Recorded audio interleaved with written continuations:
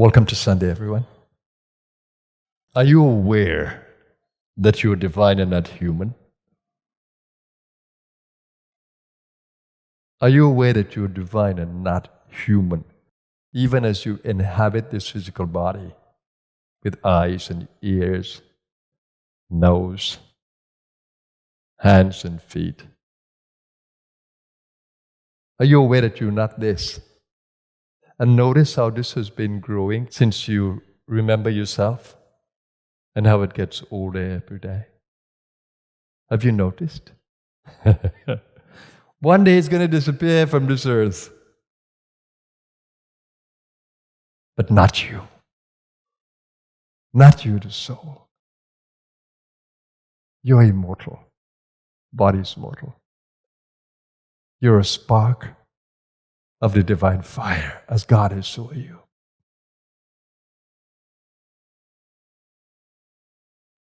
Does that excite you in any way? Does it motivate you? Or does it overwhelm you? That you are God, that you are part of the universe, that you don't die, that you have so much power within you, the power of prana, that you can create with your thoughts. You can generate a pranic flow of energy through thought, through emotion, through intention, through desire, through will. You can generate pranic energies into space. Are you aware of your power? Are you aware of the thoughts through which you channel prana? Are you aware of your negative thoughts and your fear that you build with prana, you strengthen with prana? Do you manage your thoughts? And do you channel only positive energy, energy of goodness, sattva, through your thoughts and through your emotions? Tell me, do you do it? Can you say during the entire day that you've remained centered in God consciousness and you've channeled sattvic energy through everything that you express, through every expression? Can you tell me that you did that? And if the divine is your nature, and you can consistently produce sattvic energy, why do you stay tamasic? And why do you get caught in rajasic? Tamas is ignorance, darkness, shadow. And rajas is the power to act, to do. Ego power. So does knowing that you are divine, or even sensing it, or intuitively feeling it, does it excite you? Well, first I was overwhelmed by that because I read so many books when I was young, 20 years old. 20 years old, I was overwhelmed by this thing. I can't feel God. I can't feel connected to God. I feel lonely. I feel disconnected. I feel loveless. But that motivated me to find it. I thought to myself, if one person on this earth have experienced it, I want to meet that person.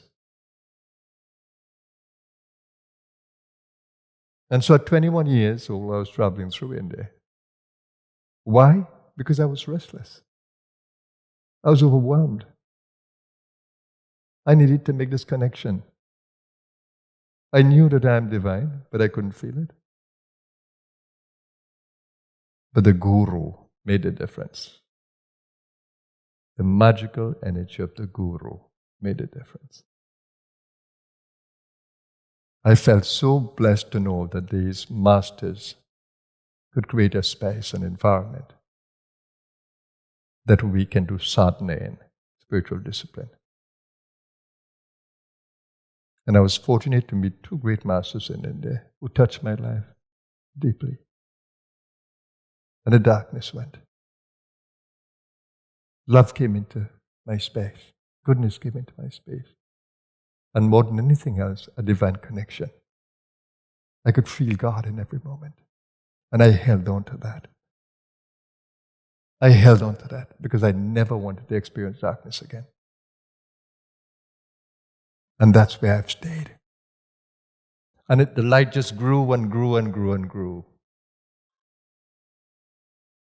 Not that I didn't have periods of darkness during that time, but I could always hold on to the light to protect me, to nourish me. And I grew more and more as I embraced the light until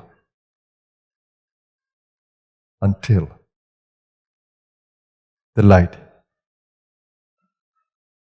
and I were one. Until darkness disappeared completely.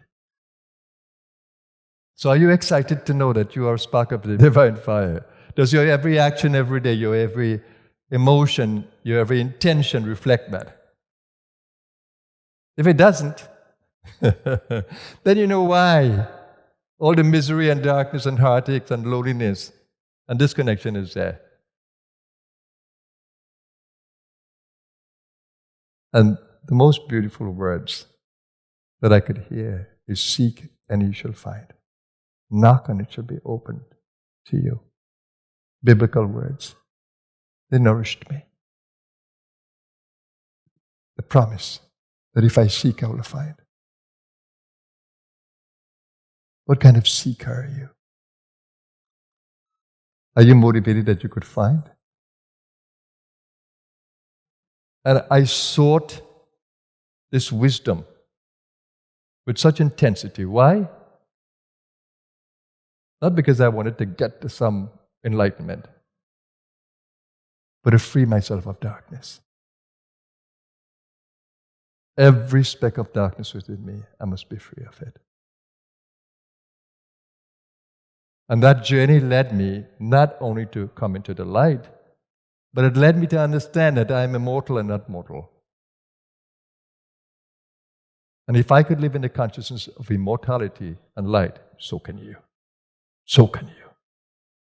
So can you.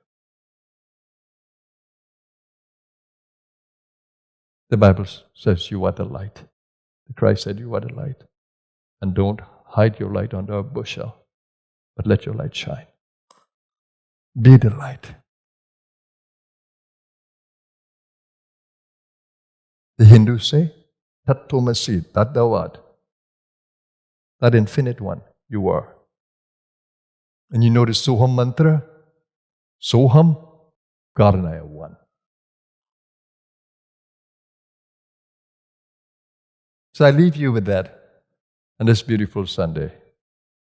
You're not human, you're divine.